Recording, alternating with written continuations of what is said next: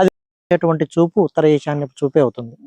ఎందుకంటే 20 డిగ్రీలు ఆగ్నేయ ప్రాచికి తిరిగిన తర్వాత ఉత్తరం వైపు 4 భాగాల ఈశాన్యం తిరిగి ఉంటుంది. కాబట్టి ఇటువంటి నడకలు అనేటువంటివి మనకు యోగిస్తాయి. ప్రధాన సింహద్వారం కూడా మనం ఉత్తరం వైపే తీసుకుంటాం. 20 డిగ్రీలు ఆగ్నేయ ప్రాచి అంటేనే ఉత్తరం యోగిస్తుంది. మనం తీసుకునేటువంటి సెట్ బ్యాక్ కూడా ఉత్తరం వైపే ఎక్కువ తీసుకుంటాము.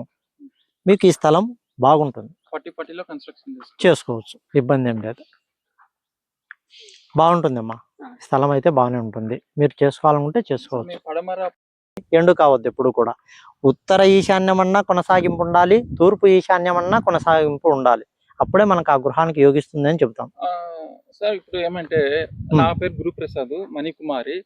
మాకు వెస్ట్ ఓకే అంటే కూడా మేము వెస్ట్ లో కట్టుకుని కూడా రెడీగా ఉన్నాం. నేనేమంటున్నానంటే పేర్ల బలం కంటే ఆ నిర్మాణం సరియైన రీతిలో సరియైన దిక్కులకు ఉన్నప్పుడే యోగిస్తుంది అంట. పేర్ల బలం కంటే యోగించేటువంటిది మన నడకలు, మన నిర్మాణాలే. మీరు వెస్ట్ ఫేసింగ్ కంటే నార్త్ ఈస్ట్ తీసుకోండి, నార్త్ ఈస్ట్ తీసుకోండి. కాకపోతే మనకు డిగ్రీలు 20 డిగ్రీలు తిరిగినా మనకి ఇబ్బంది లేదు. నడకలు బాగుండాలి, వీధి పోట్లు లేకుండా ఉండాలి,